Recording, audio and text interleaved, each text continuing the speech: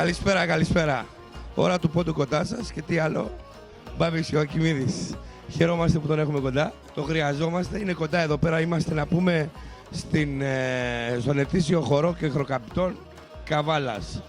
Εδώ στην Αθήνας, έτσι. Λοιπόν, καλησπέρα Μπάμπη. Καλησπέρα σας. Ήρθαμε σήμερα εδώ να τιμήσουμε το χωριό μας και τους ανθρώπους που βρίσκονται εδώ, ενώ η καρδιά τους ανήκει βασικά στο Γεωχρόκαμπο, έτσι. Κάνουμε και εμείς ό,τι μπορούμε για να περάσουμε όμορφα, να διασκεδάσουμε τον κόσμο μας και βέβαια και εμείς οι ίδιοι να περάσουμε όμορφα. Είσαι ένας καλλιτέχνης αγαπητός, ένας καλλιτέχνης που είσαι παντού, έτσι. Όπου μας καλούν πηγαίνουμε, δόξα τω Θεώ.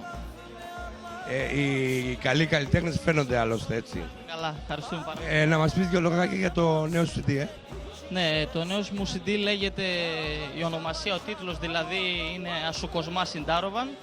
Κοσμά είναι το χωριό, η καταγωγή μας δηλαδή στον Πόντο, από τον Πόντο, και Τάροβα είναι και ο Χρόκαμπος, το χωριό.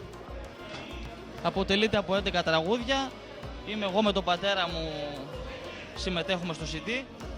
Τραγουδάμε και παίζουμε λύρα και οι δύο. Ο Κυριάκος, Ο Κυριάκος, ναι. Και τα έχει γράψει ο πατέρας μου τα τραγούδια, τα 8 από τα 11. Τα 3 είναι παραδοσιακά.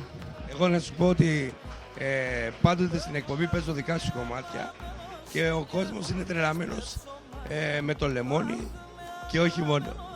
Λοιπόν, να είστε καλά, ευχαριστούμε πάρα πολύ. Δείχνει ο κόσμος την αγάπη του πραγματικά και αυτό είναι πολύ σημαντικό για μας.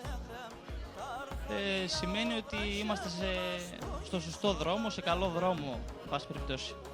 Λοιπόν, σε ευχαριστούμε για τη μικρή συνέντευξη. Ευχαριστώ, να είστε καλά. Να είστε καλά. Λοιπόν, εδώ λοιπόν μια μικρή συνέντευξη από τον αγαπημένο μας Μπάμπη Ιωακιμίδη και τι άλλο, η ώρα του πόντου. Ευχαριστούμε, ευχαριστούμε.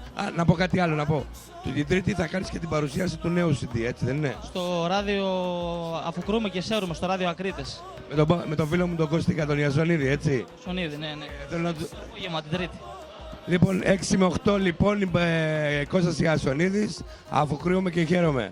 Χαιρετισμούς, Έγινε. Λοιπόν, σε ευχαριστούμε Μπάμπη, να είσαι καλά, να είσαι καλά. Βλέπετε την ώρα του πόντου, είμαι ο Μπάμπης Ιωακιμίδης.